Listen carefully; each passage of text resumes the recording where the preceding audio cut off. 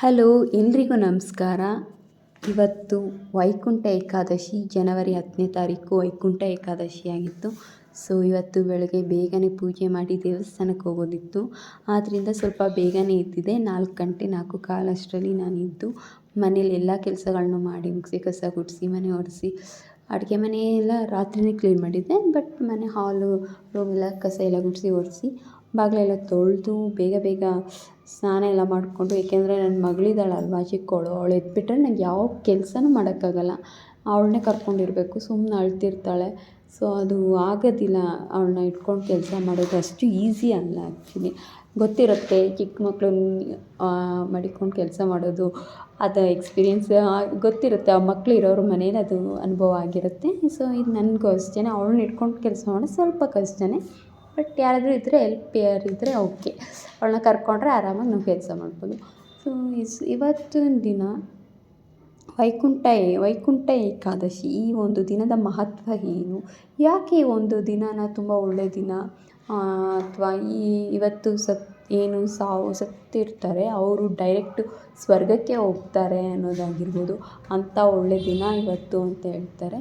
So ಇವತ್ತಿನ ದಿನದಲ್ಲಿ ನಾವು ದೇವರ ದರ್ಶನ, ಉತ್ತರ ದ್ವಾರಕದಿಂದ ದೇವರ ದರ್ಶನನ ನಾವು ಪಡೆದ್ರೆ ನಮ್ಮ ಹಿಂದಿನ ಜನ್ಮದ ಪಾಪಗಳೆಲ್ಲ ಪರಿಹಾರ ಆಗಿ ಪುಣ್ಯ ಪ್ರಾಪ್ತಿ ಆಗುತ್ತೆ ಅಂತಲೂ ಹೇಳ್ತಾರೆ. ಅಂಥ ಒಳ್ಳೆಯ ದಿನ ಇವತ್ತಿನ ದಿನನ ನಾವು ಈ ರೀತಿ ವೈಕುಂಠ ಏಕಾದಶಿನ ಉಪವಾಸ ಮಾಡಿ ಸಹ ಆಚರಣೆ ಮಾಡಬೇಕು.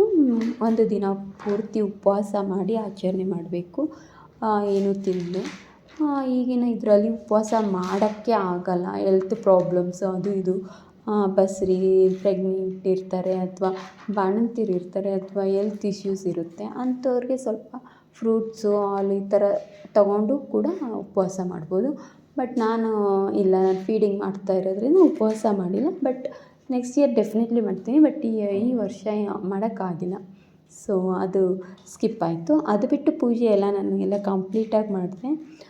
ಬ್ರಾಹ್ಮಿ ಮುಹೂರ್ತದಲ್ಲಿ ಪೂಜೆ ಎಲ್ಲ ಮಾಡಿ ಸಲ್ಲಿಸಬೇಕಿತ್ತು ದೇವ್ರಿಗೆ, ನಾನು ವಿಷ್ಣುವಿಗೆ. ಆ ಒಂದು ಪೂಜೆನ ನಾನು ಬ್ರಾಹ್ಮಿ ಮುಹೂರ್ತದಲ್ಲಿ, ಅಂದರೆ 3:30 5:30 ತನಕ, 5:30 ಅಥವಾ 6 ಗಂಟೆ ತನಕ, ಇಷ್ಟರೊಳಗೆ ನಾವು ದೇವರಿಗೆ ಪೂಜೆನ ಮಾಡಿ ಮುಗಿಸ್ಬೇಕು. ಈ ಒಂದು ದಿನದಲ್ಲಿ ಅಂತ ಎಲ್ಲ ದಿನದಲ್ಲಿ ಯಾವಾಗ ನಿಮಗೆ ಪೂಜೆ ಮಾಡಬೇಕು ಅಂತ ಇರುತ್ತೆ, ಆ ಒಂದು ಬ್ರಾಹ್ಮಿ ಮುಹೂರ್ತದಲ್ಲಿ ಪೂಜೆ ಮಾಡಿದ್ರೆ ತುಂಬ ಒಳ್ಳೆಯದಾಗುತ್ತೆ ಅನ್ನೋದು ನಂಬಿಕೆ.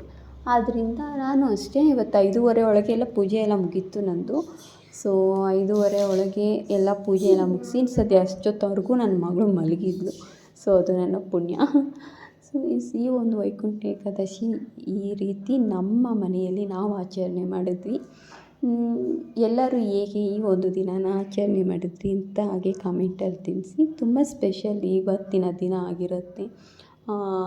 ದೇವರು ವಿಷ್ಣುವಿನ ಬ್ಲೆಸ್ಸಿಂಗ್ ಎಲ್ಲರಿಗೂ ಇರಲಿ, ಎಲ್ಲರೂ ಆರೋಗ್ಯವಾಗಿ, ಸುಖವಾಗಿ, ಸಂತೋಷವಾಗಿರಲಿ ಅಂತ ನಾನು ಆ ದೇವ್ರ ಹತ್ರ ಕೇಳ್ಕೊತೀನಿ.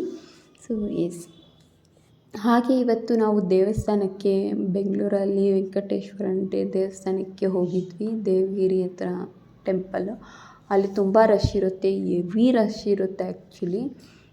ಸೊ ಏನು ನಮ್ಮ ಪುಣ್ಯ, ಇವತ್ತು ರಶ್ ಇತ್ತು ಇಲ್ಲ ಅಂತಲ್ಲ, ತುಂಬಾ ರಶ್ ಇತ್ತು. ಬಟ್ ನಮಗೆ ನನ್ನ ಮಗಳಿಂದ ಸ್ಪೆಷಲ್ ಎಂಟ್ರಿ ಸಿಕ್ಬಿಡ್ತು, ಡೈರೆಕ್ಟ್ ಒಳಗೆ ಎಂಟ್ರಿ ಸಿಕ್ಬಿಡ್ತು ದೇವಸ್ಥಾನ ಒಳಗೆ. ಜಾಸ್ತಿ ಕ್ಯೂ ಇರಲಿಲ್ಲ, ನೂಕುನುಗ್ಲೂ ಇರಲಿಲ್ಲ. ಎಷ್ಟು ಆರಾಮಾಗಿ ಹೋಗಿದ್ವಿ ಅಂದರೆ ಒಂದು 5 to 10 ಮಿನಿಟ್ಸ್ ಒಳಗೆ ನಮ್ಮ ದರ್ಶನವೇ ಮುಗಿದೋಯ್ತು, ಅಷ್ಟು ಬೇಗ ಮುಗೀತು. ತುಂಬ ಖುಷಿಯಾಯಿತು ದೇವ್ರ ದರ್ಶನ ಮಾಡಿ. ಎಷ್ಟು ರಶ್ಶಲ್ಲಿ ಕ್ಯೂವಲ್ಲಿ ಗಂಟೆ ನಿಂತ್ಕೋಬೇಕಾ ಅಂದ್ಕೋತಿದ್ದೆ, ಬೇಗನೆ ಆಯಿತು. ಸೊ 5:30ಗೆ ನನ್ನ ಪೂಜೆನೂ ಸಹ ಮುಗೀತು.